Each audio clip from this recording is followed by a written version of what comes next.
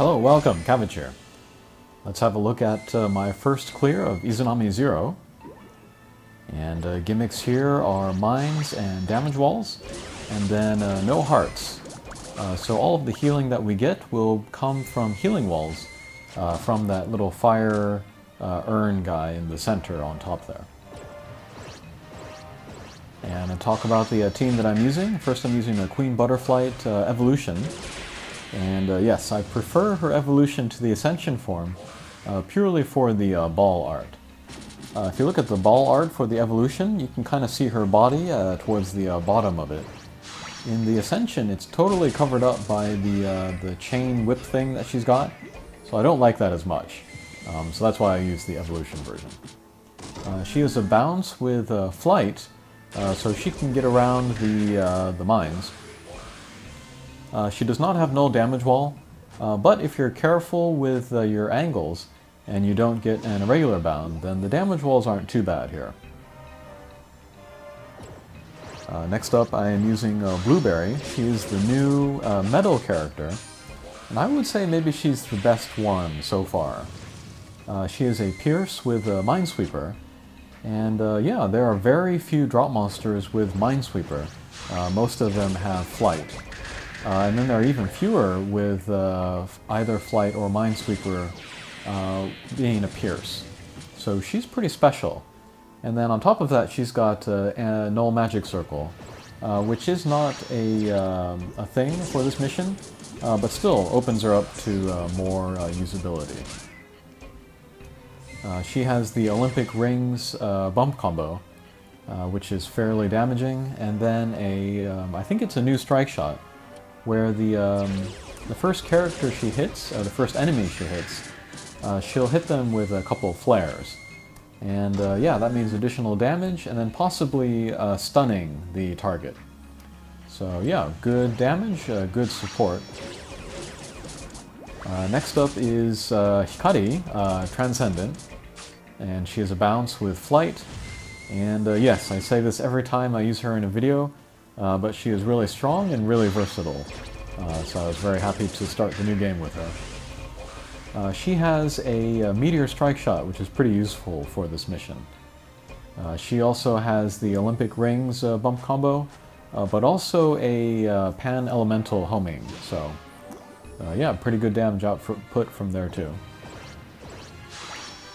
And then my friend, I'm using Raphael Transcendent. She is a bounce with null damage wall, Minesweeper, and recovery. So she covers the gimmicks and then also addresses the fact that there are no hearts on this mission. She has a command strike shot and then a bump combo with a big cross laser and then a poison spread shot. So yeah, pretty darn good. And then the little fire urn guys, they have a white blast after 4 turns, which will not take us down if we have near full hit points, but it's pretty damaging, so it's better to take them out earlier than later. And then if we do take them out, they will shoot out the healing walls, so we do want to take them out pretty soon. And then I guess I'll take this chance to kind of gripe about the design of Izanami Zero. Unfortunately, she is very similar to the regular Izanami. She's a bounce with null warp and null gravity barrier. All of the other Zero versions are different, and different enough for all of them to be interesting and viable. Izanami Zero is just a waste of space, if you ask me. The only time maybe that I would think of using Izanami Zero over the regular is for Murasame. But even there, I've had great success with the regular Izanami in Murasame, so yeah, I don't know.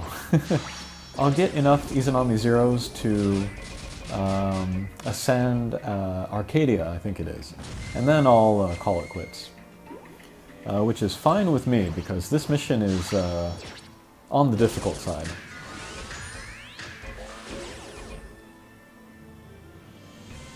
Okay, so that is that. First few stages are going pretty smoothly so far.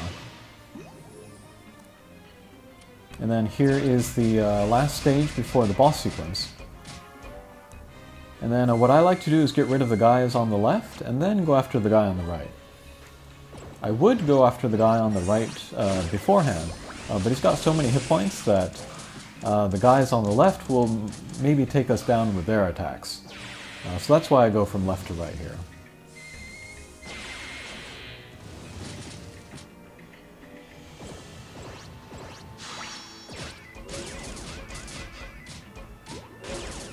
Yeah, but I remember that the moment that Blueberry was announced in the monster news, my first thought was that she's going to be awesome in Izanami Zero.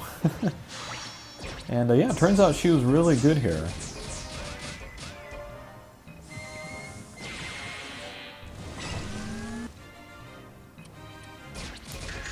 Okay, pretty good. So we'll get through this stage with full hit points. And then we start the boss sequence. And in my opinion, this level here is the most difficult one of the boss sequence. So we want to get rid of the flame urn guys, get those healing walls out. And then we want to get rid of the red dragons so that they stop doing damage to us. And then finally we want to go after the boss of Izanami Zero. And then part of the reason why it's difficult here is that the red dragons, they're far away from each other, so we need to maybe take separate turns to take them out. And then the way can be blocked by those flame guys. And then there are the blocks going through the center of the level, so that can mean even more blockage. But if we can get rid of everybody, then we have a pretty good chance of getting through the stage.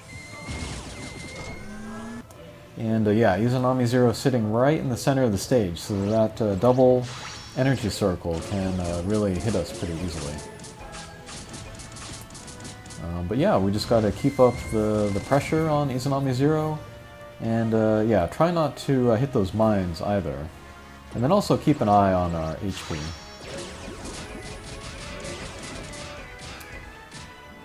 Okay, not too bad.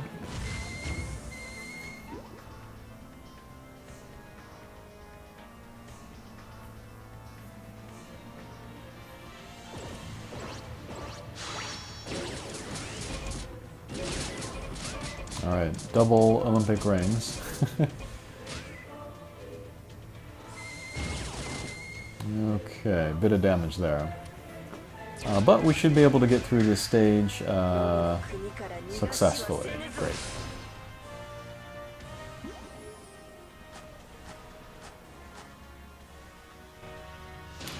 Okay, second stage of the boss sequence. And again, just my opinion, but I consider this the easiest of the boss sequence. Again, we'll get rid of the flame guys, we'll get rid of the red dragon, and then we'll go after the boss. And this one's a little easier because there's only one red dragon, and he's pretty big and he's next to the wall, so he's an easy target.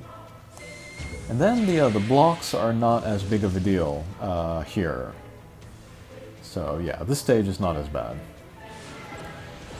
But still, I'm going to use Raphael's Strike Shot, get the command out, get everybody moving.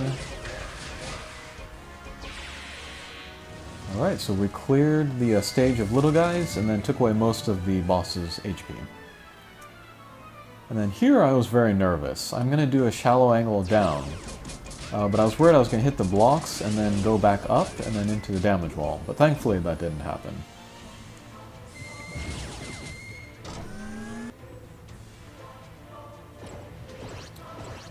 Okay, with Blueberry we'll go up and around, get some bump combos out. Very good.